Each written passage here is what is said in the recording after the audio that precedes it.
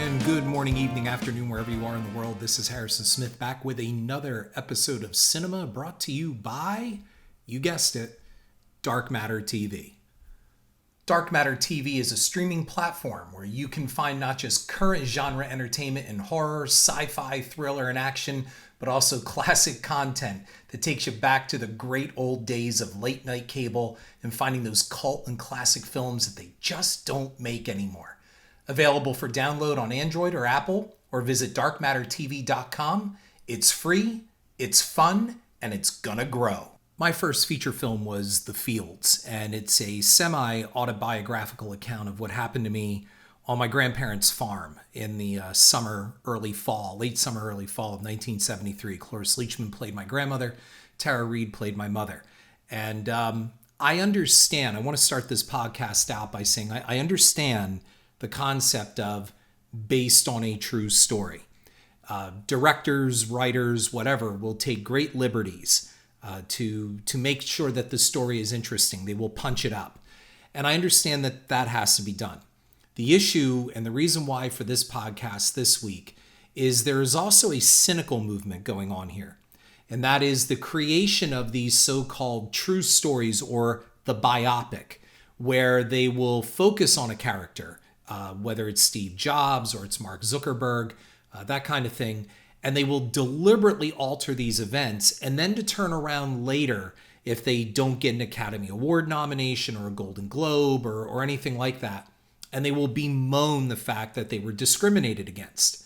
And so I wanted to take a look this week at something that you really don't hear a lot about in these kind of discussions. And that is the whole, based on a true story, and as I put in parentheses for this episode, sort of.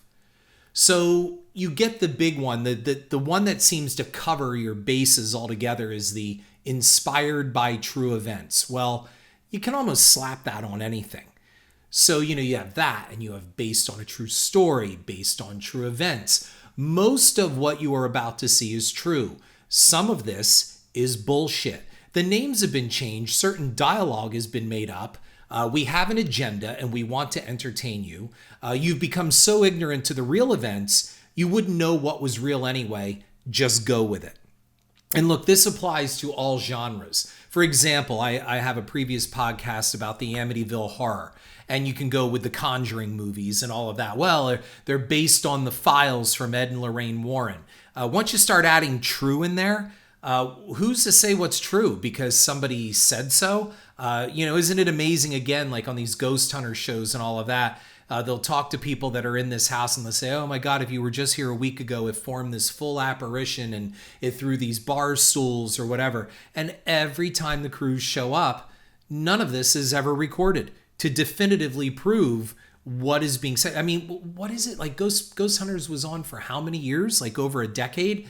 There's still no concrete proof of anything. And again, I'm not saying that it doesn't exist. I'm just pointing out that there is something going on here with this whole based on true events thing. It doesn't necessarily mean this is the way that it happened. The LA Times ran a disturbing article, and I'm going to post the article in my show notes, on a very disturbing trend quietly seeping into filmmaking. And it's been around for some time, but as the general population falls into a deeper sleep, it's almost imperceptible. Like I said, I'm providing the link to the article in my show notes. And the focus was the acclaimed biopic on Steve Jobs, if you remember this. And it was the latest film to take swipes at a dead man unable to defend himself. If you remember that, there was this whole mourning for Steve Jobs, and he had pancreatic cancer, and then they slowly started piling on the guy. He was a lousy father, a terrible husband, all those things. He was a terrible employer. He was a monster to work for. And you always had the other side that said, well, he's a genius, and there's a price to pay for genius, and all of this other stuff. But look, history is told by the winner, or the one who's basically in control of the information. I mean, Columbus Day has come under fire, revisionist fire, and seen as the celebration of a man who led a wave of genocide on a hemisphere. And as a former history teacher and historian, I can say that this is not an unfair label. However, when I used pieces of Columbus's own journal back in the mid-90s for high school lessons, I was branded a traitor, a communist, a terrorist, I was unpatriotic, what have you. Yet, provided the journals I verified were authentic, well then Columbus damned himself with his own words. A lot of this smacks of Animal Farm. And while everybody waited for 1984 to become the kind of precedent, to set things up for the future, people didn't keep their eye on George Orwell's Animal Farm or Aldous Huxley's Brave New World, which I feel gave the most accurate predictions of what society was to become. First, we would grow ignorant to our own history. Thus, it would then be revised. We're seeing this now in the wake of these riots, just tearing down statues and everything. There's nothing to learn from them. And look, I'm not right away. Someone's out there going to say, that's because you're white and you're a racist. I am not a racist, okay? What I'm trying to point out is, do we tear down the Holocaust memorials because they represent something bad? Do we just get rid of all the Nazi flags and never have them in museums or proper places with proper identifying materials and educational materials so people can learn from the mistakes of the past? What is wrong with that? You just can't bury the past, but apparently you can. Secondly, we would become so distracted by trivial, superficial entertainments that we would just no longer care about the things that really mattered. So throw in a plethora of mood-altering prescription drugs, today's antidepressants and Ritalin and mood elevators and downers, where they're basically Huxley's Soma. And you have a population that, in the end, just doesn't give a shit. So high fives to Orwell and Huxley. Facts? Who can be bothered to check facts or be objective?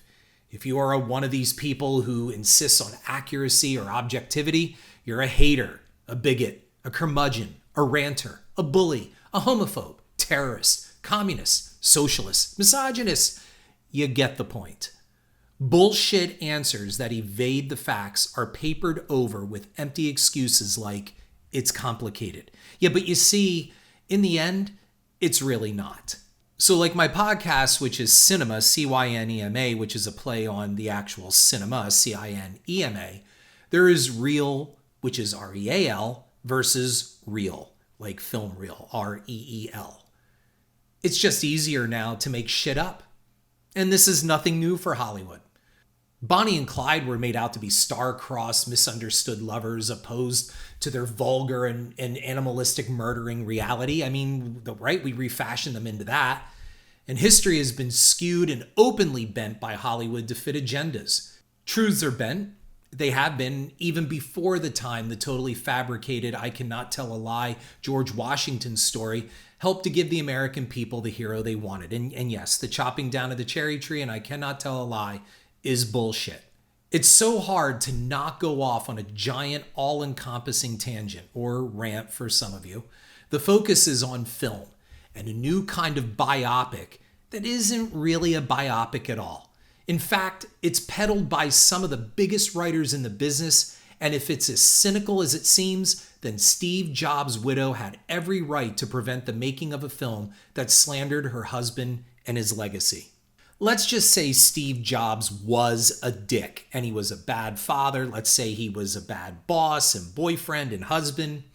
That is part of his legacy.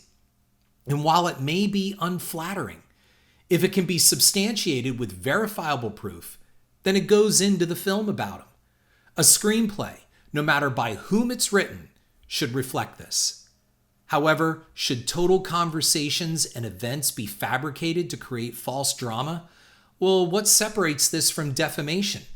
Additionally, taking what really was said and twisting its context to create a specific outcome is also disingenuous.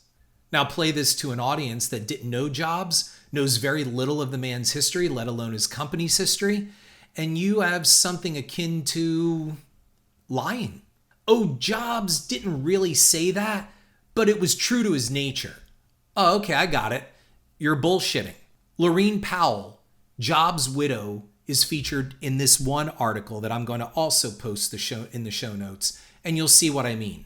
But let's go a little further. Let's go back. Do you remember the Sony scandal that dethroned Amy Pascal from Sony and all of that? Remember that? These conversations, these emails got leaked.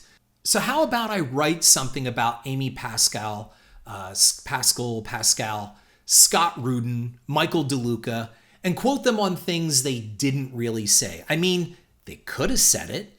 In fact, I think it's something they would have said, but no, they really didn't say it in real life. Something tells me the cease and desist order might get bypassed for a defamation or slander suit. Maybe I can write a Spielberg biopic and make up all of my own dialogue in situations. I mean, I've studied enough about Steven Spielberg all of my life to know what he might have said in situations I've read so much about. Maybe one day when the Sony email hacking story is written for the screen, the author can ignore the emails themselves and what they exactly said and instead just make up what the author thinks they said. How about that? The information is right there, but it's better to make it all up and embellish it because it's better film. It's one thing to fabricate a fictional story set on board the Titanic. It's another thing to pass the Titanic movie off as a biopic. What the LA Times reported on was laziness. Because it's award-winning Aaron Sorkin, it's excused.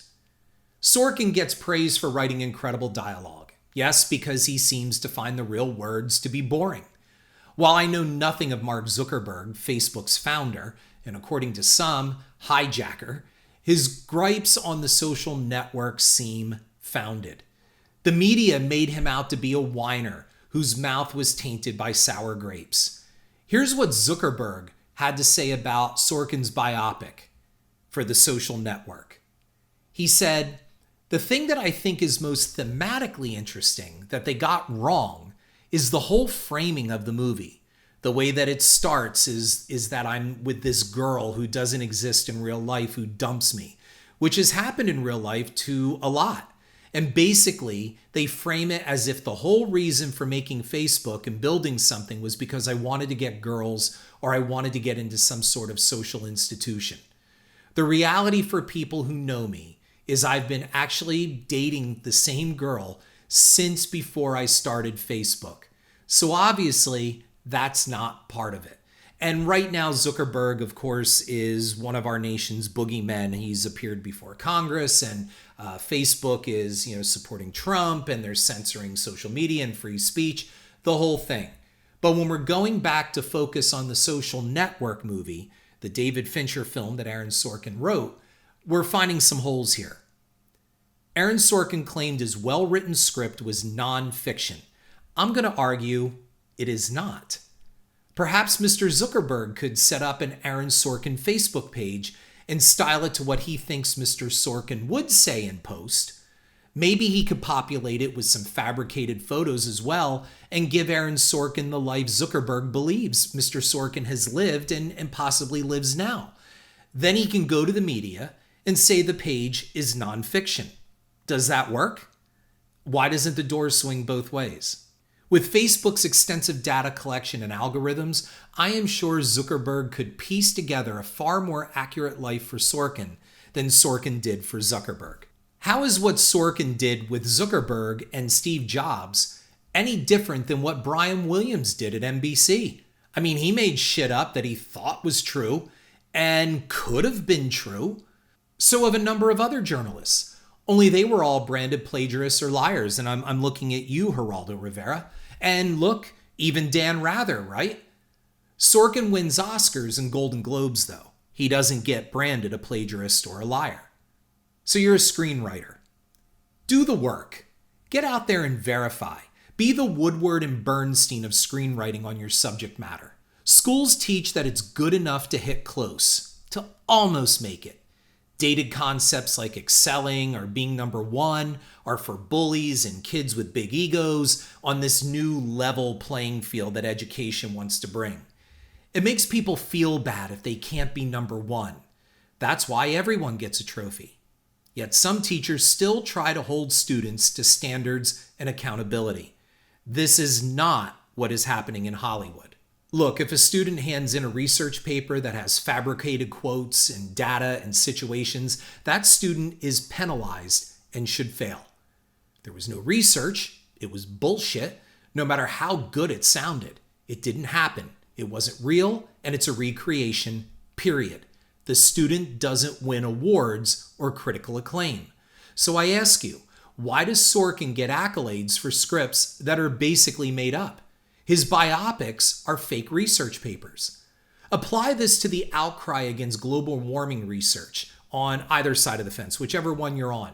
And suddenly this takes on greater significance. I'll just adjust data because I think this is what it's saying. And I'll tweak some scientific quotes all to fit the story I want to tell. I mean, that works, right? I mean, it's been working with this pandemic. Everybody's an expert on research by watching 4 YouTube videos. And I love when they post online, well, I've been researching this. Exactly what is your research? Facts, schmacks. The screenplay is the thing, to paraphrase Shakespeare. One of my favorite films, Ed Wood, is a shining example of this. But the film was not marketed as a non-fiction biopic. Director Tim Burton admitted this was his own view of the late, much maligned director, played by Johnny Depp. Characters were altogether eliminated to fit Burton's story, and whole situations were fabricated. Bela Lugosi was portrayed as a foul-mouthed, angry man who died a loner heroin junkie. The film ignores the fact that while indeed he did divorce, as the movie says, he also remarried and was married at the time of his death. His wife is totally written out of all of that in the film, if you've seen it. And he had a son who is not even mentioned in the movie. Additionally, Burton puts in the famous buried in the Dracula cape scene at Lugosi's graveside. 2 reporters talk about the cape, but no one mentions it was Lugosi's wish, and his wife honored it to be buried in that cape. And according to a number of people, including his survivors, Lugosi never used foul language, at least on set, and he was always congenial. His relationship with rival Boris Karloff may have been strained, but the famous blow-up in the film where Lugosi deems Karloff not worthy of smelling his own shit, that never happened. Lugosi also didn't sleep in coffins to try them out. He did not freeze up on live television like Burton's film portrayed. Little changes to drive the script, and I get it.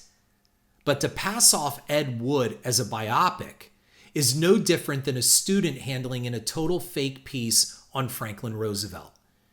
Did Tim Burton inadvertently start the passive biopic?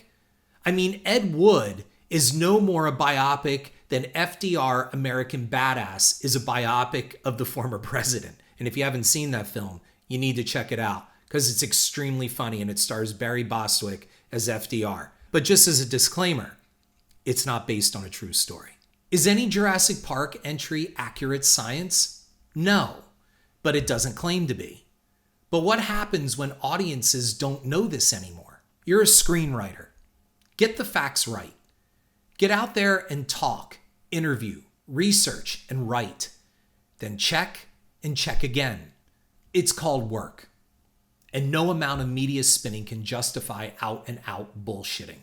What happens when audiences accept the science of Hollywood as real and empirical data? Twitter one time lit up over people just finding out that Matt Damon's The Martian wasn't based on a true story. Do you remember that? I mean, it could be, right? It will be one day, right? Maybe it's not too late for Ridley Scott to get based on true events added to the tagline of his next Alien movie. I mean, how about we start doing based on future true events? That means it isn't happening now, but it could one day. And in the meantime, wake the hell up, people. Look, I know this from experience. My film, The Fields, which you can hear a previous podcast on, is based, like I said, on true events. However, the directors took my script and took some liberties with it. People seem to enjoy The Fields, and I'm very grateful for that. There were certain things that took place in that movie that were not written the way that it was in the script. So even Tara Reid had said to me when we watched the film together for the first time, she said, this is not the movie that I read. But that's what a director does. Now that I'm looking at the poster right now, and the tagline to The Fields is based on actual events. Yes, I was a little boy in 1973. I lived on my grandparents' farm for much of the summer and a lot, quite a bit, due to a very rough childhood. Yes, our house came under attack. A bunch of events happened. The windows were smashed out. Things were terrifying. My grandmother swore like a sailor.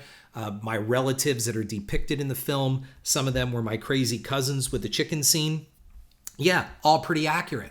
But then there were other events, for example, when the cops come to the house in the fields, the directors thought it would be better to have my other grandfather. I had two grandfathers at the time, a maternal and a paternal grandfather. And they thought it would be better that my mother's father, who was a chief of police, be the cop that comes calling on my other grandparents' home. That never happened. But for ease of story, they felt that would be better. However, when I do give interviews on this, I'm very clear about the disclaimers as the writer of this film, and I certainly am not out boo-hooing over the fact that I'm not winning awards. Now, I have won a couple screenplay awards with The Fields, but I'm always very clear to state that some of these things were liberties taken with my screenplay. So I think that's a fair assessment to say. So based on true events, we can look again. Texas Chainsaw Massacre, was it real? The answer is no, and go look it up. It is loosely, very loosely based on the exploits of Ed Gein.